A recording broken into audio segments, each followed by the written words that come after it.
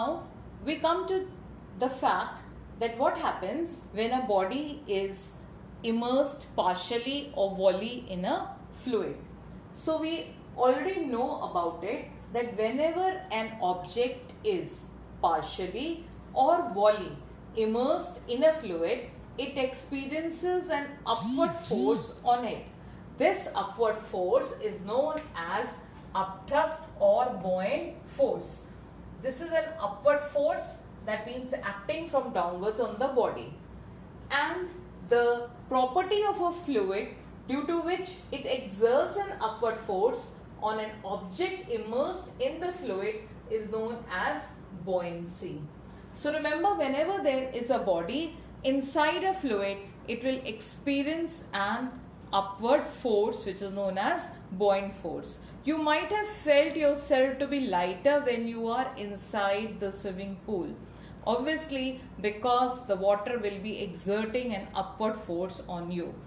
Then, now you come to this, that upthrust is a force, isn't it? So, the unit of upthrust will be same as units of force. So, SI unit for upthrust will be Newton and the gravitational unit will be kilogram force or gram force. Now, what do you think is the effect of this upthrust?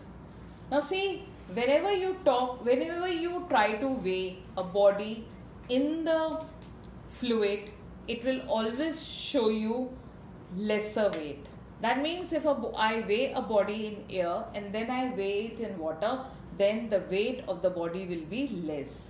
So the effect of upthrust is the weight of an object immersed appears to be less than its actual weight.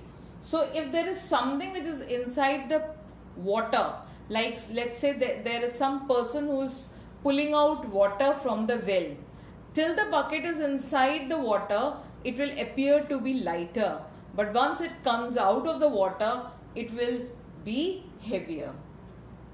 Now, what is the cause of this upthrust? We all know that whenever there is a body immersed in a fluid, there is going to be pressure exerted on this body from all sides. There will be pressure over here, from here, and on the sides also.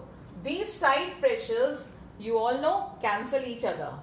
But when you talk of these two pressures, let's say this is pressure P1 and this is pressure P2, then this height is less, so pressure P1 will be less. But when you talk of this height is more, so pressure P2 will be more. Now the force is pressure into area. That means the force at this place will be more than the force from on the top surface. So this force which is more at the bottom surface is what is upthrust. So the upthrust or buoyant force, I can say, is equal to P2, where P2 is the pressure on the bottom surface, minus P1, where P1 is the pressure on the top surface, into area, because force is pressure into area. So basically, the cause of upthrust, main cause of upthrust, is the difference in the pressure at the top and the bottom surface. I repeat, the cause of upthrust is the difference in the pressure at the top and bottom surface. Then mathematically you will all be able to derive that upthrust is equal to weight of the liquid displaced by immersed volume. Immersed volume means only that portion of the body which is inside the fluid.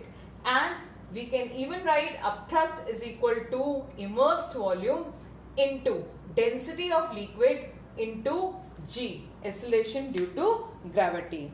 That means the buoyant force or the upthrust can be calculated by knowing the immersed volume or the volume of the liquid displaced and density of liquid and G.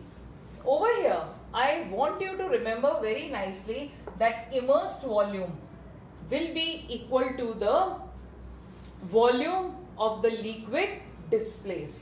It is not going to be equal to the total volume.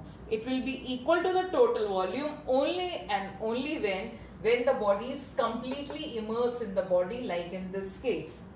Now, what are the properties of upthrust? You can get the properties of upthrust from this formula itself. So, the characteristics of or properties of upthrust will be, first, the upthrust exerted by a fluid on an object is directly proportional to the volume of immersed part of the object in the fluid. What does this mean? This means more is the immersed volume, more will be the upthrust. If a body is partially immersed, then the upthrust will be less. If the body is completely immersed in a fluid, then the upthrust will be more. Second is that the upthrust exerted by a fluid is directly proportional to the density of the liquid. This means more is the density of the liquid, more is the upthrust. That is why when you compare the upthrust exerted by the river water and the sea water, the upthrust of the sea water will be more as compared to the river water, because density of sea water is more than the density of river water. And then upthrust will be independent of the nature of the immersed object. This is a very interesting thing. Why is it interesting? Suppose I have two balls, one of wood and other of iron of same size. Same size, children, means that they are having the same volume.